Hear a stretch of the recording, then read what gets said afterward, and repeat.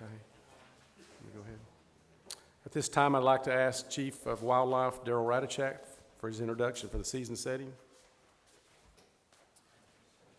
Thank you, Chairman McMillan. My time up here will be relatively quick. I'd like to introduce the statewide coordinators for the Tennessee Wildlife Resources Agency and the folks that we will be calling up to here that will present the recommendations for this coming hunting season. We have three of them that will make an appearance today. The first one will be Chuck Yost, who is TWRA's deer coordinator. He also wears many hats. He also does the hog program as well. We will also have Roger Applegate, who currently serves as our wild turkey program coordinator. Roger, too, wears many hats. He does disease work. He also does much of the small game program, the quail program. And then we will re-invite Joy Sweeney back up here. Joy, as she stated earlier, is our black bear program coordinator as well as the wildlife management area coordinator.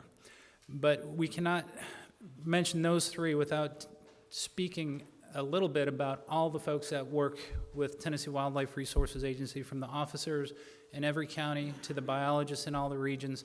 Whenever we come up here and we present the recommendations for the commission regarding the hunting seasons, this is a group effort. This is an agency-wide effort, and everyone that works for our agency and wears a patch on their shoulder contributes to the season-setting process. And so they're all equally, they should all be equally thanked as well as anyone else. The first thing I want to do, historically what we did is, during this meeting, we went into all the programs from deer to bear and turkey, and we gave a long history as well as information about how we manage these species. We're not going to do that. What we want to do, and all I want to do right now, is tell you that when you look at our deer program, our bear program, our turkey program, which are among the biggest programs, hunting programs that our agency looks after, this is what our harvests look like historically over time. And as you can see, in almost every category here, our big game populations from deer, turkey, and bear, they're all pretty much stabilizing. We have long since been out of the restoration effort for the state of Tennessee. We've restored deer, we've restored turkey. Bear still are growing, and they're growing in areas that we haven't historically had them. But instead of taking so much time, historically these meetings sometimes ran 3 or 4 hours. Our plan is to bring up the statewide coordinators at a later commission meeting in which they can go through the deer program, the bear program, and the turkey program to talk about how our agency manages those populations, what we're striving to get. And so hopefully at the June commission, we'll have a much more extended, more detailed presentation. So today we're simply going to present the recommendations for the hunting seasons.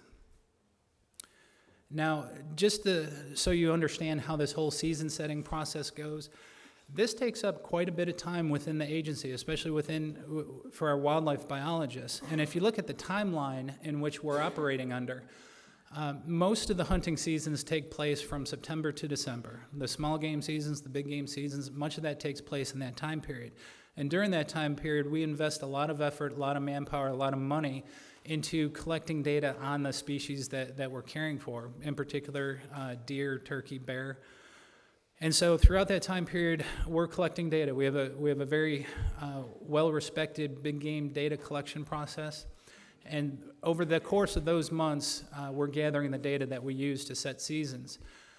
Then as soon as the seasons close, usually around early January, even though waterfowl seasons go a little bit later than that, the January-February time period, we begin to collect public comments. What do the hunters want to see as far as our hunting seasons? And so besides collecting public comments, that is when our biologists begin compiling the data that has been collected throughout the season. And then when March rolls along, that's when the regions and all the staff for TWRA get together and really spend quite a bit of time poring over the data, looking at the data, trying to develop an agency recommendation. And so at this point in time, the regions are meeting with all the officers in the county, all their WMA managers. They're holding regional meetings literally over about a 4 to 6 week period. And at that point in time, we develop an agency-wide recommendation. Early April is when we have our agency meeting. And then at this meeting today in April, we present our recommendations to the Wildlife Committee. And then once we provide these recommendations, we put those recommendations out for public review, and we usually have another approximately 30-day public comment period in which we'll solicit more input. And then hopefully at this coming May meeting, the full commission will vote on these hunting recommendations. So it's a fairly extensive process that our agency goes through to set these seasons. And last but not least, once they're voted on in May, that's when our agency kicks in gear. Our I&E division comes into play, and they begin developing the hunting guide to be released hopefully in early August, so the hunters are prepared for this coming hunting season. Now, just to let you know what we discussed at the season-setting meeting, we discuss everything. It's first and foremost, we're always looking at the resource needs. We're mandated to care for the wildlife of the state, and so the resource comes first. We always review the public comments that come in. We're always speaking to the public, whether or not it's the folks on the ground or phone calls that come in, or any way that the public contacts us, we take that into consideration. We also look at data from human dimension surveys that are conducted within and outside the agency. And keep in mind, those three things, our agency, we manage based on data. We're always looking at data, trying to provide the best recommendation possible. And then obviously some folks, instead of contacting the agency, may contact the commission and request things, and the commissioners bring those recommendations back to us, and we consider what the commission brings forward. And we're always listening to our field personnel. Those regional meetings, everyone has a voice. Not every recommendation is considered. It's usually voted on in a democratic fashion, but you can see in the meetings here, we have meetings with numerous biologists sitting in the room, and to say that all of our decisions are unanimous is simply not true. We have some highly contentious debates within our own agency about some of our recommendations, but we all come out of here with one voice, and we bring those recommendations forward. So what we intend to do is bring forward the recommendations for 4 different proclamations. I'm going to start off with Chuck Yost, who will begin providing the recommendations for the big game hunting seasons, which will be Proclamation 1503. Again, these will not be voted or acted on this commission meeting. We're just going to provide the recommendations and then vote on these proclamations in May. Chuck Yost and Roger Applegate and Joy Sweeney will talk about the big game seasons. Then Joy Sweeney will do Proclamation 15-04, which is the wildlife management area recommendations. She will also do Proclamation 1505, which is the National Wildlife Refuge hunting regulations. Those are provided to us usually by the Fish and Wildlife Service, and we pass those in a proclamation for them. And lastly, Chief of Law Enforcement Darren Ryder will come up and speak to you a little bit about Proclamation 1506, which is manner and means. So having said all that, there are other proclamations that contain hunting regulations. There's a fur bearer proclamation, a small game proclamation, early migratory bird. There's a few others that do contain hunting regulations. We are not proposing any changes in those, so that's why you won't hear about any of those. They do exist, they are on the books, and they can be amended whenever we feel the need. At this point in time, our agency is not recommending any changes to any of those other proclamations. So at this point in time, we can begin and have Chuck Yost get into Proclamation 15-03. Thank you, Darrell. Chuck, you're welcome to join us now.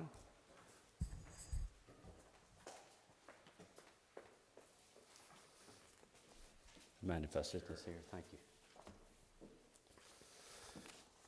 Good afternoon. So I'm going to share about the recommendations regarding deer and elk, and we will start with deer.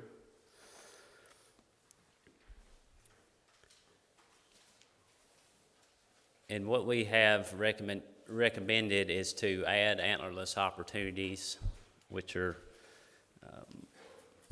most well known as non-quota hunts in Claiborne and Ray counties.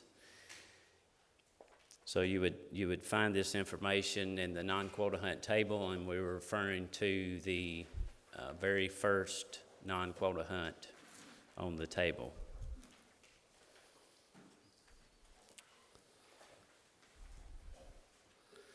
And in the, was there any discussions about this in particular, or any questions? Do y'all, Chairman Bledsoe, do you want to let me go through his whole presentation, and then we just take some notes and then come back and ask questions for any particular area? Let's go through the deer. Okay. Do your presentation, and we'll take our notes, and then it'll be all right to come back and ask you questions on it a little later. It would. It'll be even easier than you think. That sounds great. Because in the words of former employee Dickie Wilson, ta-da, we are now at the end of the deer season recommendations. We thank you for your preparation.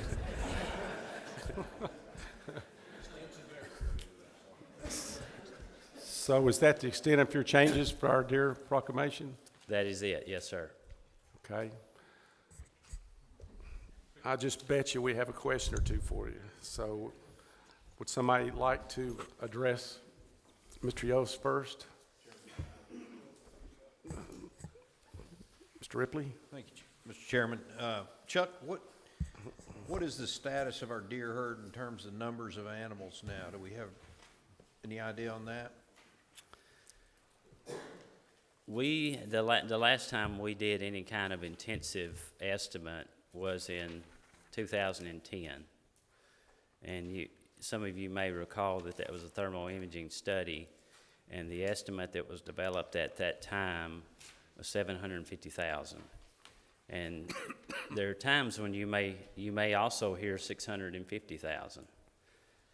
And I think that's gives credence to the fact that it is in fact an estimate of wild animals, which is a very tough thing to do, but that was generally the result of that last estimation.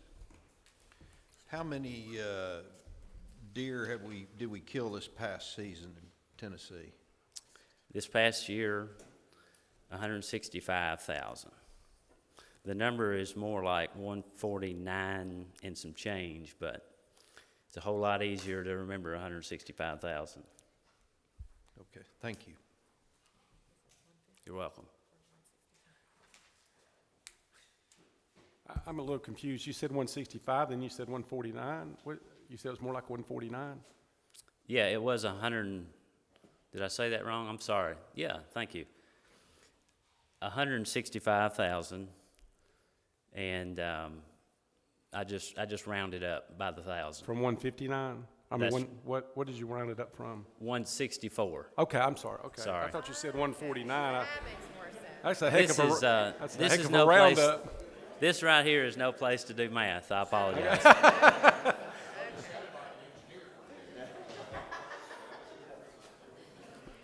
was a heck of a roundup. Thank you for clearing that up, because everybody was wondering. Apparently, We are paying attention, okay? I have no doubt. Oh, yes, sir. Chuck, do you have the percentages of ages and that kind of thing in the field this year? Does and juveniles?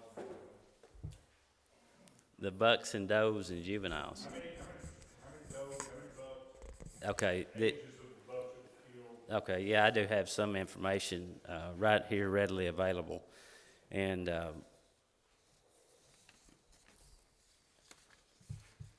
bear with me. Y'all saw from my numbers a moment ago, I need to reference them directly. And the two percentages that people think the most about in regards to buck age structure is that from 2011, 2012, and 2013, what I have for you is the average of 3.5+ bucks, and that average percentage is 18.6. And the other percentage I have, which was from the same years, of 1.5-year-old bucks, which more commonly is referred to as yearling bucks, the percentage was 43%.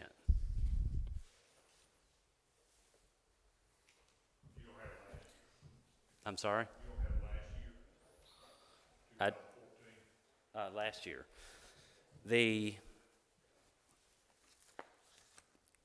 It's right at the same numbers.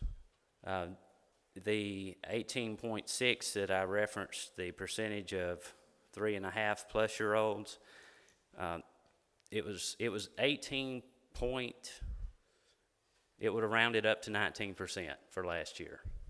So nearly identical. Darryl said we kill like 36% yearlings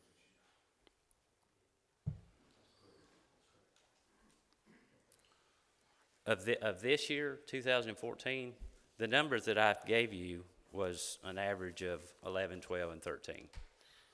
So if that's a number that he referenced for 14, then that would be the case. 36% in 2014.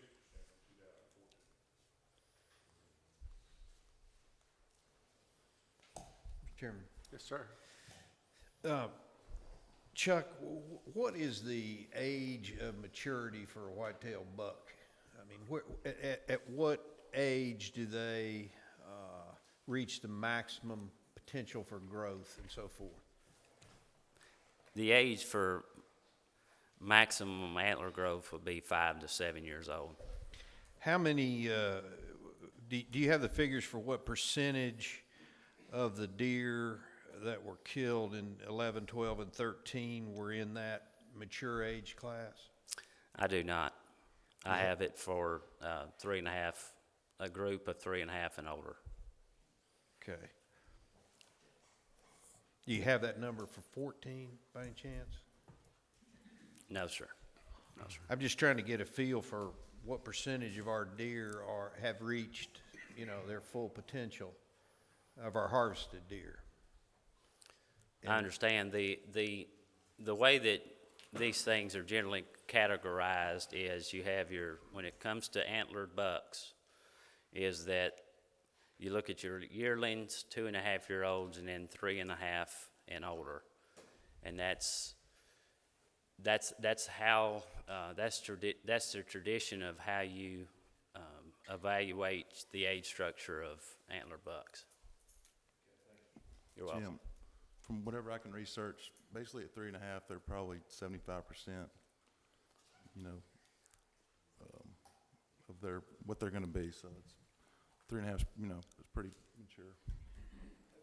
One more quick question, then I'll shut up. How do these numbers compare to the other states in the Southeast? And what I'm talking about here, you told us 18.6 or 3.5 or 3.5 years or older, correct, in our average?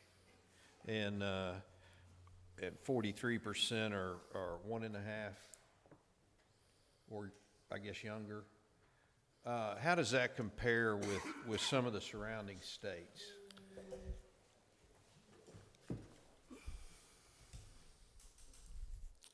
Thinking about border states alone and realizing that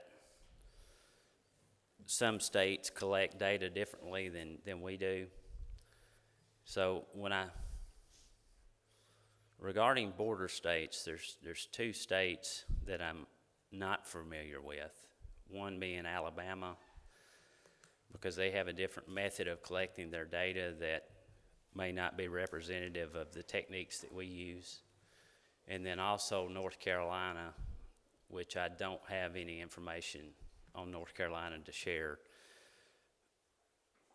But with considering that and considering border states,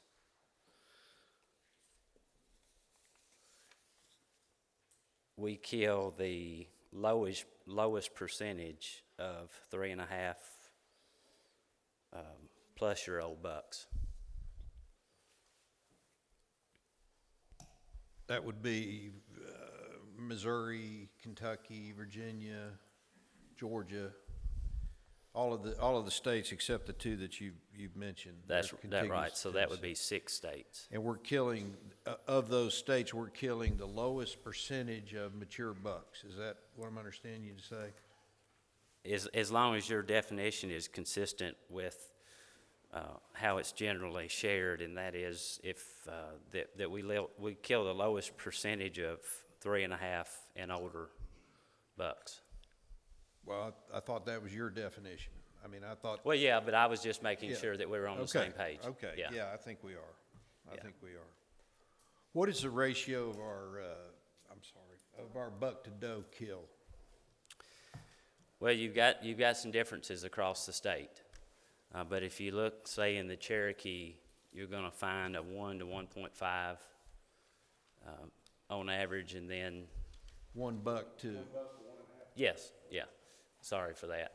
And in my part of the world, in Williamson County, it's, you're talking 1 to 2.5, maybe as high as 3 buck to doe ratio.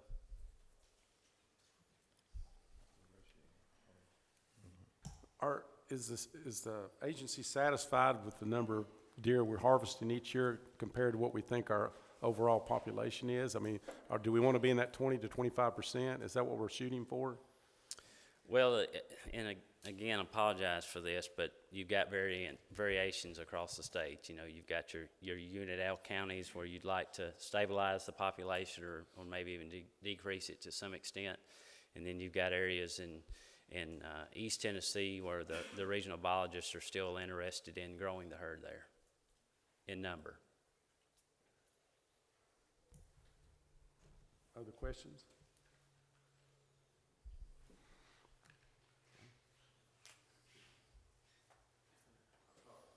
but this is very interesting to me. In terms of what it takes to develop big bucks, as I understand it, the major factors are age, nutrition, and genetics. Am I correct in that regard?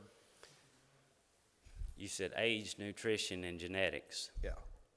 Those are some of the more major factors. Some others that I would encourage you to consider would be land usage and hunter density, how much pressure there are in areas, and then regulations.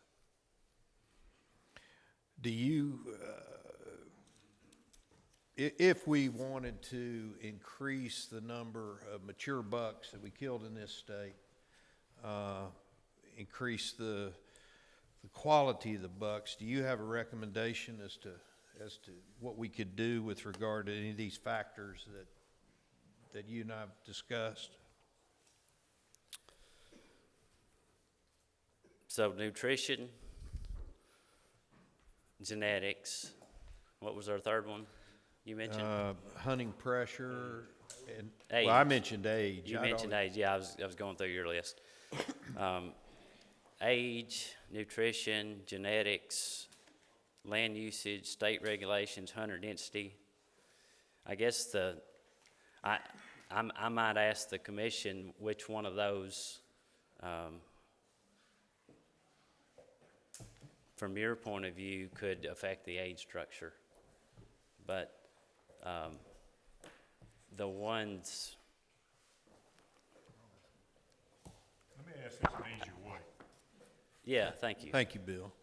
The age structure of our bucks and the percentage of yearling deer versus mature deer that we're killing, and comparing that to the states surrounding us in this area, would, and as the age of the percentage of mature bucks has increased and the yearlings have decreased at that rate, would killing 2 bucks a year versus 3 increase that curve to the point that in 3 years we'd be seeing more Boone and Crockett deer on an average in our state faster than what 3 is?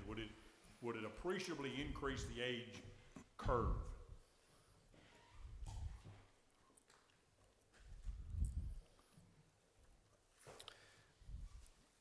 I think the best thing to do based on that question is just to share with you some history and what has happened in our state in the past.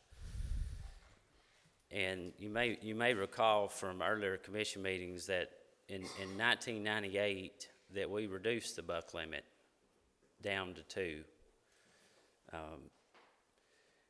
And what we found during that time was that the doe harvest rose and the buck harvest dropped.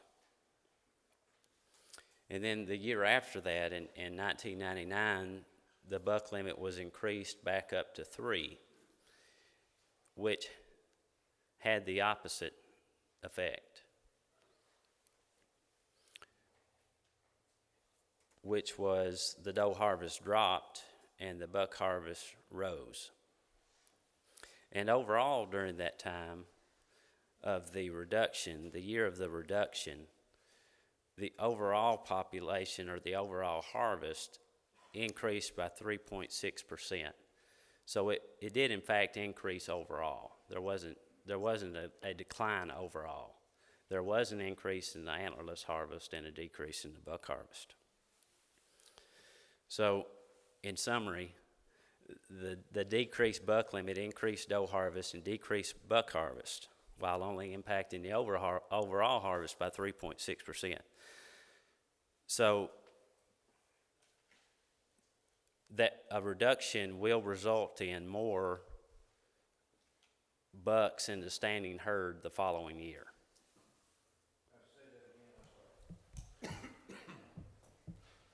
That a reduction in the buck limit will result in more bucks in the standing herd the following year. Older bucks then. Bucks. Okay. But that didn't answer my question. I'm sorry. My question is our, over the last 5, 6, 7 years, the age curve percentages of older bucks to younger bucks killed has been going up. We're killing older bucks as a percentage over the last 10 years. It's gradually coming up, Okay. correct? If you look back at the harvest, you do see an increase or a decrease in the harvest of yearling bucks. Yes, sir. So we're killing more older deer. Yes, sir. If the buck limit was reduced, how much faster would that curve, would that separate? We're doing 36% last year of yearlings and 64%, I suppose, older than yearlings, 2.5 and older. We went to 2 bucks, are we gonna go to 25% yearlings and 75% older deer in 2 years, 3 years? I can't answer that. I don't know. Let me. In due respect, I'm not aware of many things we look at here, and Bill, I'm just throwing this out and I'll let you correct me, okay? I'm not aware of many things that we consider here that you would have that fast a rate of return, if you will, for the test. The things I have been hearing from our staff is that we've got to look at this at a 5-year kind of minimum threshold, whether it's fish, whether it's deer, turkey, whatever, versus 10. Even you were saying over a 10-year period, we may have seen an increase. So to say it's going to be, to couch it in 2 to 3 years, I don't think is quite fair. I'm not saying the results over 10 years, I'm talking about a 10-year average versus what we could probably see as the steepness of that age curve. I just wonder how it's gonna be affected, because it seems to me the data that was shown to us last year and before last, that Darryl showed us, that would not be increased appreciably because we compared it to Missouri, Kentucky, and other states that already had 1 to 2 bucks, and our age structure was virtually the same. So that's what we're getting to here, so let's just talk. I have one thing I'd like to say, in response to Bill. I think if you look at overall, since we had a drastic reduction in bucks, you did see a very good curve on our harvested age structure for a period of time. But, last year, there's some better numbers on that, which I would agree. But if you look at the years prior to that, it's pretty flat. It's, 43, 44, 43% in 2011, 12, and 13 are yearling harvest. So, and from what I've seen, looking at our harvest, obviously, whenever the buck limit was reduced drastically, which I'm fully aware of was not very popular, which ended up being a good thing. In the long run, it did have a pretty substantial impact to a certain point, but the trend in the last recent years has been pretty flat from the data that I'm looking at. Jamie, do you have something? Because I got all kinds of stuff. Well, the basis for if we're talking about doing that, you know, I understand the point, but I just want to, if they can tell me that will increase the size of the bucks and it'll do the job and it'll do it, you know, a lot better than what we're doing, before we take away opportunity and to do the things that we've all discussed and have some concern about, or I do, I think we need to be sure it's going to have the desired result before we do it. And if that's the case, then fine. But if it's not, then why are we doing it? That's the reason I'm asking what I'm asking. And what may look like resistance is a lack of clarity, and you've brought that to the forefront, that we can just base it on what we've seen in the past. And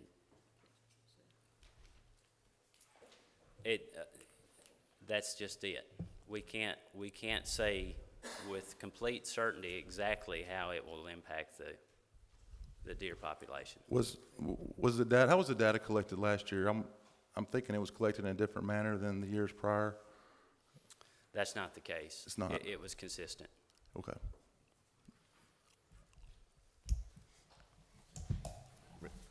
Mr. Cannon? We listed 6 items related to I'll say the health of our bucks in the state. Land usage, you mentioned, hunter density, regulations, age, genetic, and nutrition. Is it fair to say that if there was a reduction in the buck limit, that we should be able to have an impact on the age through that regulation? Is that a reasonable assumption? It is, because it results in more living bucks. Okay, thank you. Is there any indication that a reduction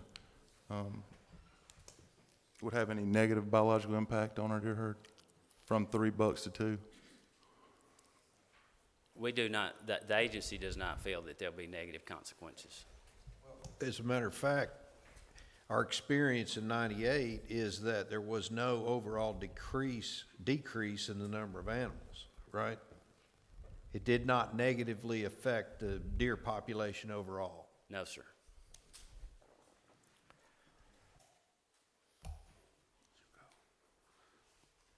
Commissioner Teague? Again, looking at what happened in '98, it did increase the doe harvest. Is that correct? Yes, sir. What percentage would you say, or do you have numbers to tell us what percentage of our hunters are killing 3 bucks a year now? I do. Please allow me to find that in my notes. I share with Bill, you know, the need to understand how many people we are impacting with whatever we do. How many deer hunters, first of all, Chuck, I'm throwing a lot of things at you. That's okay. But how many deer hunters do we have in Tennessee? Do we know that? The estimate is 240,000. 200? 200, is it okay for me to touch this? There we go. 30 minutes in, I adjust the mic. 240,000. So out of that number, how many hunters killed 3 bucks? 1%. What percent? 1%. So about 2,000 or The number 2,400. last year was 2,700. But that number's a little misleading, because if you hadn't got but 2 tags, you're probably not going to kill that second buck. That's the whole point. Because if you're only affecting 2,400 bucks, then you're not going to affect the trend or the curve or anything else.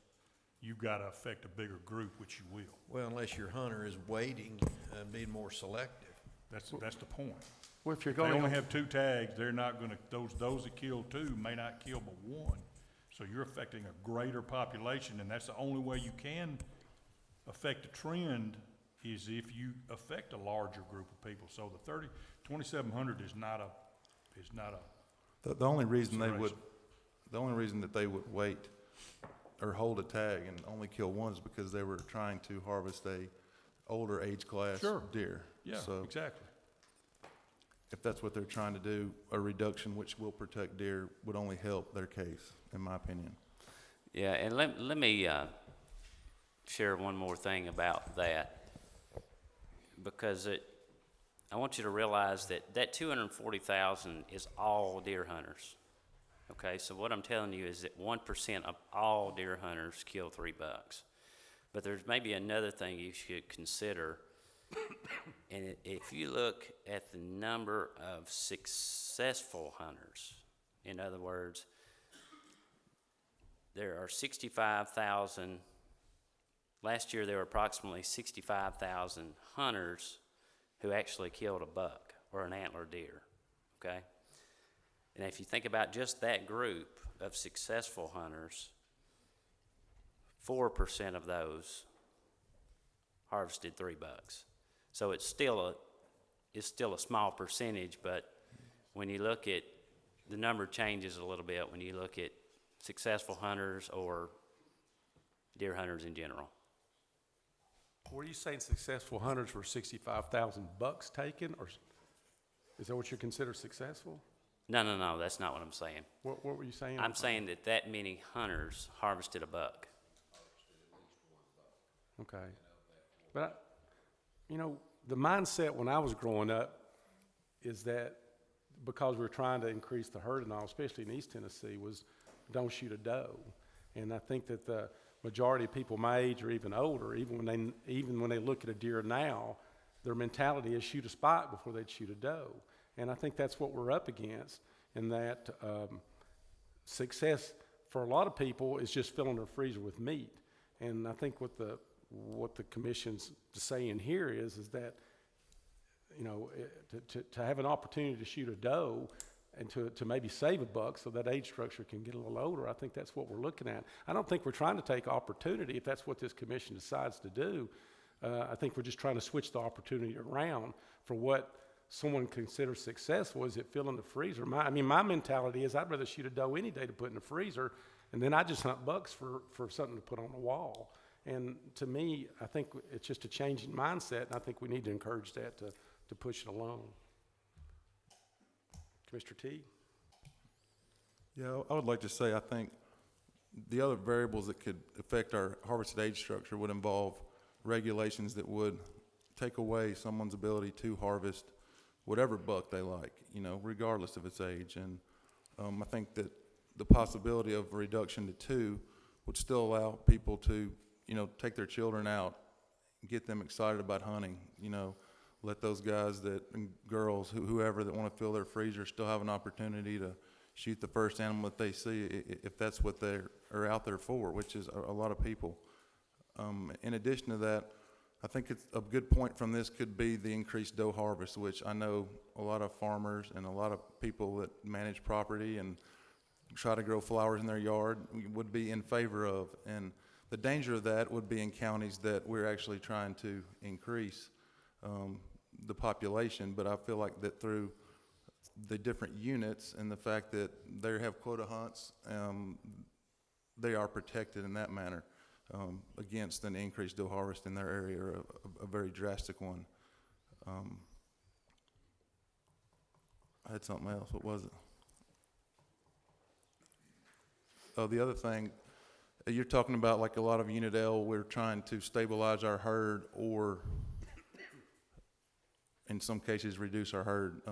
At this point, we're shooting more bucks than does. That's really not a healthy practice for any manager that's trying to. That doesn't stabilize a herd. That's an increasing herd. They're born 1-to-1. They're born with 2 offspring in a healthy herd. One's male, one's female. And if we're harvesting more bucks than does, that population is growing.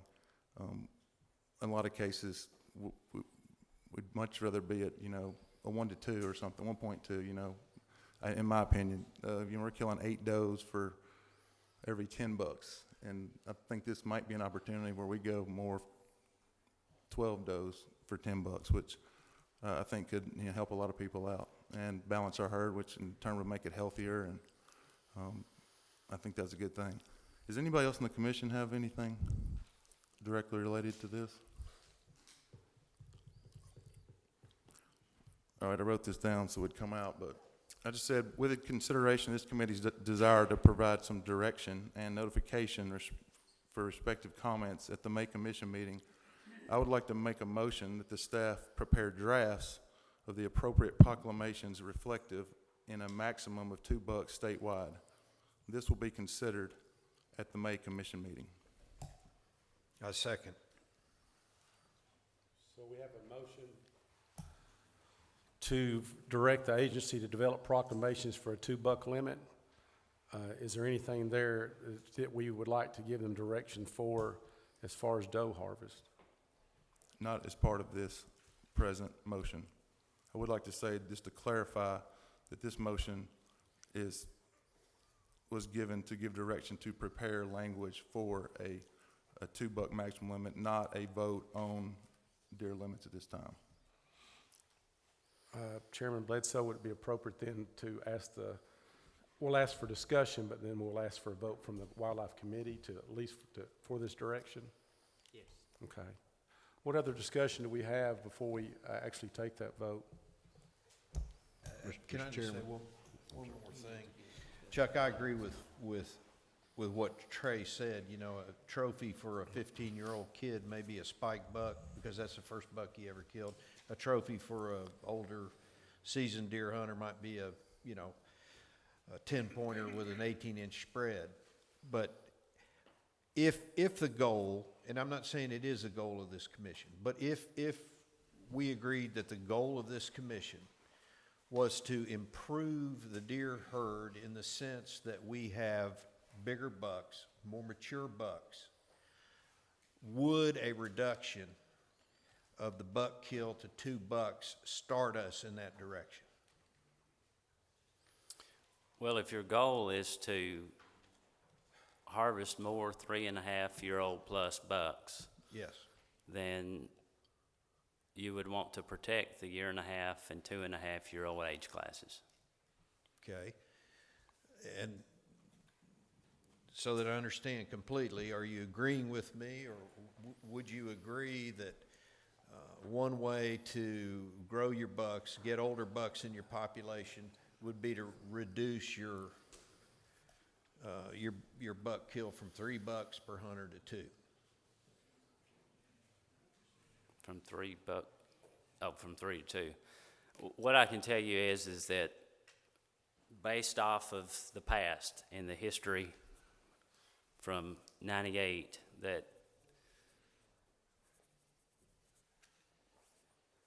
you could hypothesize that a decrease in the buck limit would in fact lead to more bucks in the standing herd the following year.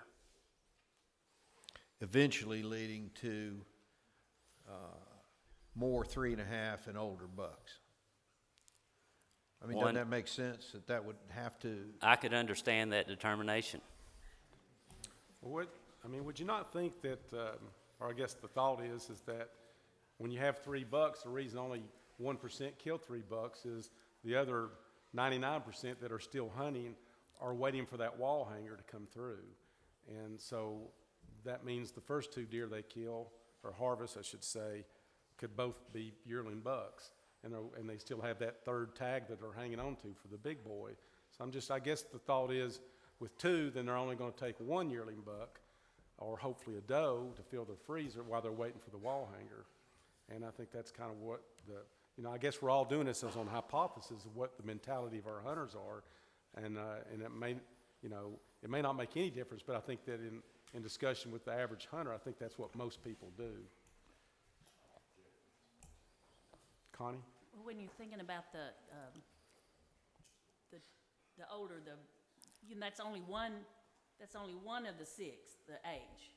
So it might affect it, but it's only the age is only 1/6 of that 6 things that affect the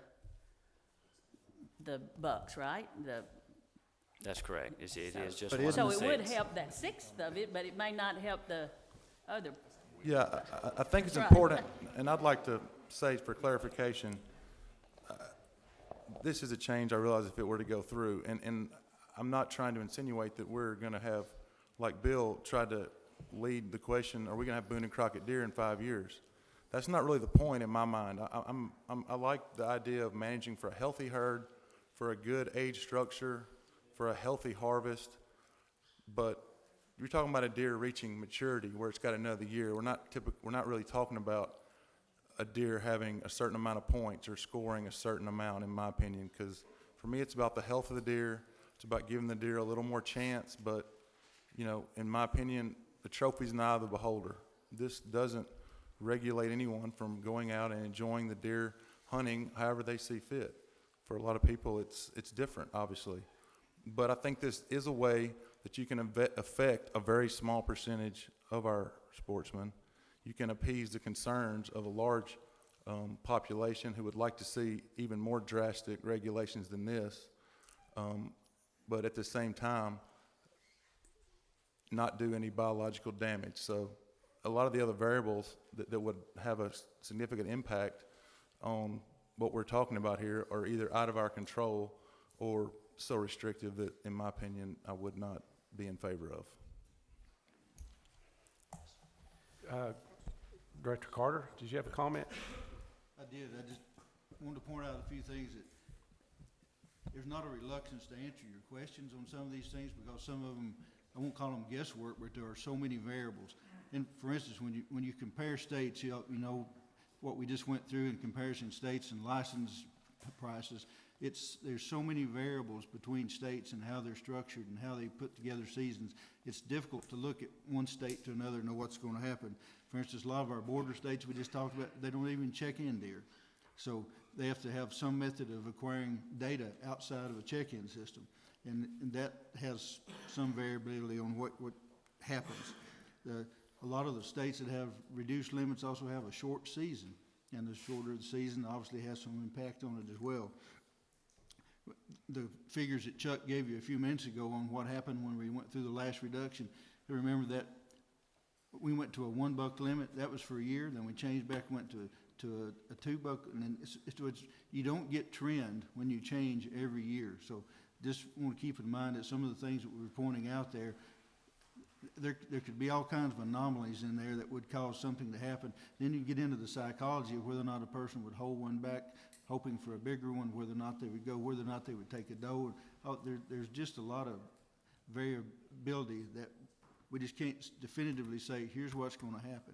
And so looking over time, some of those things, the trend will let you know what's going to happen, but to tell you in a definitive statement, if you do this, this is what will happen, it's very difficult.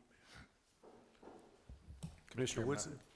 Thank you, Mr. Chairman. So a couple of thoughts. One, Chuck, I very much appreciate to Director Carter's comments that, you know, we're testing hypotheses in a committee meeting and don't have the data behind it. So you're doing a very good job of being careful, but also trying to answer our questions. I really appreciate that.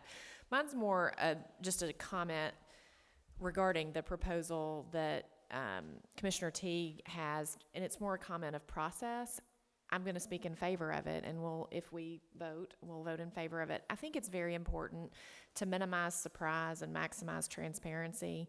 And the way we typically will do things is have a preview session, recommendations will be given from the agency, and then if something comes up that might be different from a recommendation, it will come at the next meeting. And I personally appreciate you for having this draft proclamation because I think it gives not only the opportunity for a robust conversation now, but it will also give the public and hunters across the state an opportunity to participate and to know what's happening with the commission. So I personally, from a process standpoint, Mr. Chairman, both of you, I appreciate this approach versus waiting until the meeting and having something that perhaps hasn't been fully discussed. Thank you. Commissioner Cannon? If I was Baptist, I would say amen to what you just said, Commissioner. That's the best summary there could be. Last year, this came up. and it was on a short fuse, and it could have created too many surprises, and the commission is not about surprises. And Commissioner Teague, what you have done is taken away the surprise element, if you will, or the claim of surprise that folks could have had at the May meeting. So I applaud this. I do support what you've done. The other thing the commission has been about is enhancing both the quality of our herd or fish, or fill in the blank, as well as enhancing the experience. And of the things that we have discussed today, land usage, hunter density, regulation, age, genetics, and nutrition, it appears to me the two things that we have control over as a commission are the regulations and the age, if you will, indirectly through setting a buck limit. And I think that's what we're about, is trying to enhance both the herd and the experience. And what Commissioner Teague has asked for, I believe, is heading in the right direction. It gives great notice to the public to comment on what is going to be considered in May. So I applaud you for that, sir. Thank you, Commissioner Cannon. Is anybody else on the commission Yeah, I've have a got one comment before more. I go to the public? Yeah, Commissioner I've got Collins? one I'd like to ask. I can't argue with and take issue with anything that Trey or Jim or any Commissioner Ripley, anybody, you know, the only thing to me is, and what my request, with your permission, Mr. Chairman, next month, Chuck, you've got a whole barrage of questions about data and comparisons and what ifs. I would ask you, and I've seen these before, these reports and PowerPoints, to have something prepared to answer all these questions that you've been bombarded with, that you obviously are not comfortable with, or didn't have all the data right in front of you for next month. So, you know, that these legitimate questions that I respect can be answered. Just, you know, to give the data. Commissioner Ripley had a trial lawyer's questionnaire for you, so maybe next month you could put all that together and give us some comparative data.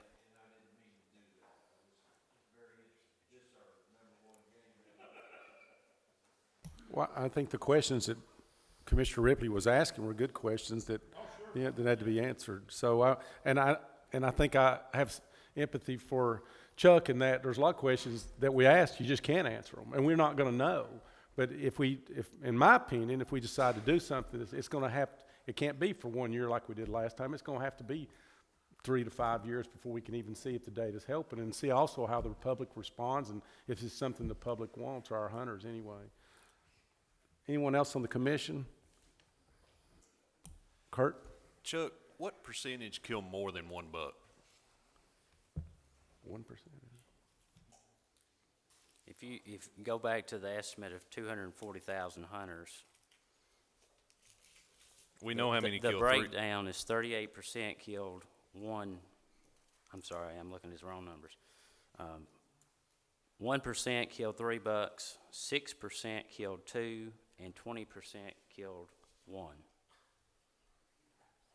Thanks. You're welcome.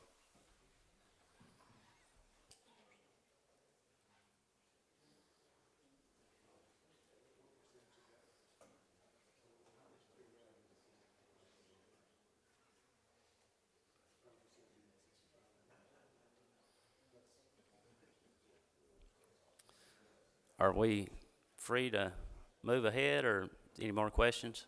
No, I want to ask first if anyone in the audience or anybody else in the agency has a comment. If you'd like to, please come up and state your name and.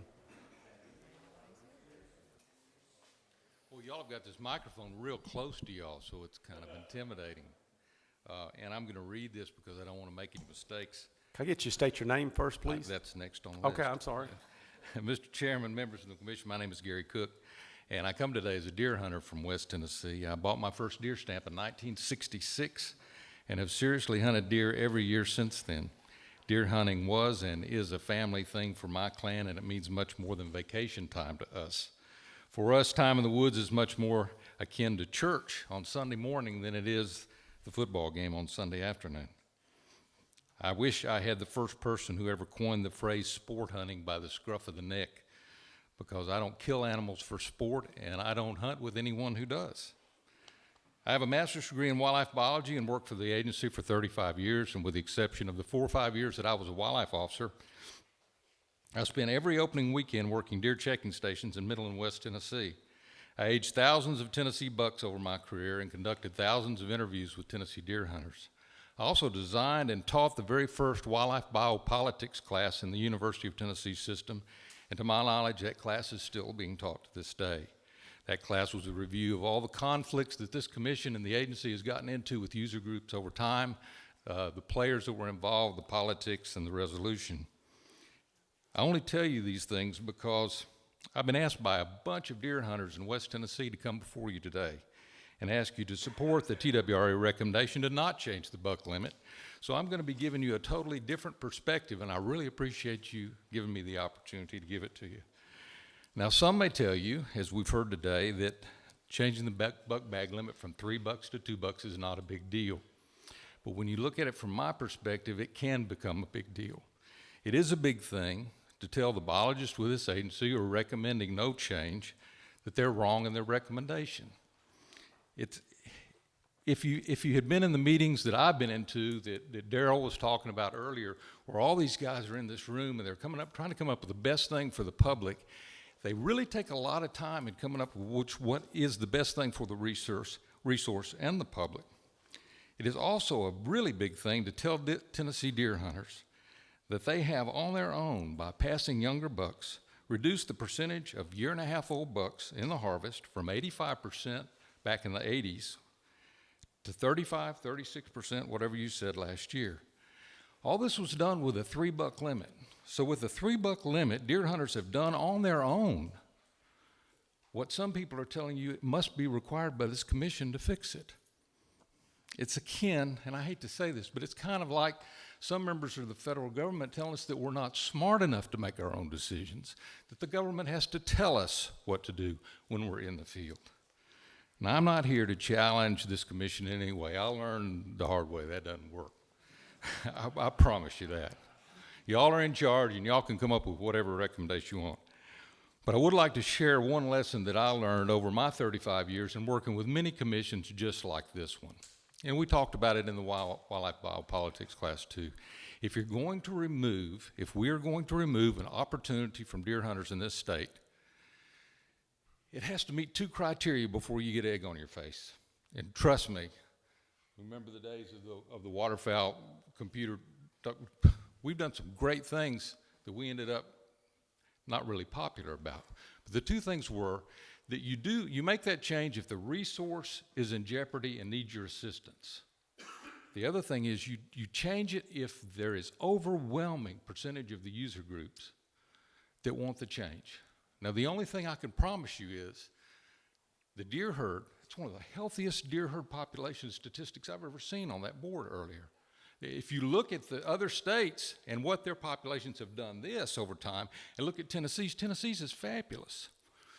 So the deer herd is not in any jeopardy right now. This won't help the deer herd or hurt the deer herd, but it won't help it.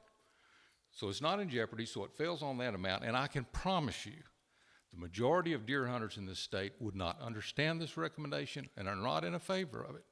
So from that perspective, all I'm asking you is we've had so good harmony with deer hunters in this commission and this agency for so long. Why would we poke the sleeping bear? What are we going to get out of it? I predict, and it's my prediction, that if you go from 3 to 2, you will not see any change. You will not see any change. You will make potential violators out of some people who have been our friends for a long time, because if they sit out there in that field and they may have had a really great year and they've killed 2 bucks in the past, and the buck of their dreams walks across that soybean field, do you think they're going to pass?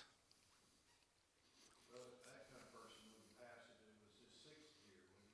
I don't think we can think in terms of potential violators. If somebody's going to violate the law, you're going to violate the law. We can give him 4 bucks to kill, and if that wall hanger of his lifetime comes along, in your scenario, he'd kill that 5th one, wouldn't he? No, sir, that's not my scenario at all. What I'm saying is what he's thinking is for the last 20 years almost, it's been perfectly biologically sound to kill 3 bucks, but now they tell me that I can't kill that 3rd buck. Even if he doesn't pull the trigger, it puts stress on him. that maybe he shouldn't. All I'm saying is there's a different side of this story, and I wish y'all would consider it, and I appreciate your time and your thanks. Thank you, Mr. Cook. Anyone else from the audience? Any other comments or questions of the commission for the agency? Okay, well, we have a motion and a second to have the Wildlife Management Committee vote to direct the agency to develop proclamations for a 2-buck limit. Are we ready to vote? All those on the Wildlife Management Committee that are in favor of this directive, say aye. Aye. Those opposed? Motion speaks then that's what we'll direct. That doesn't mean that that's going to be the end result. It just means that's what we want the agency to look into.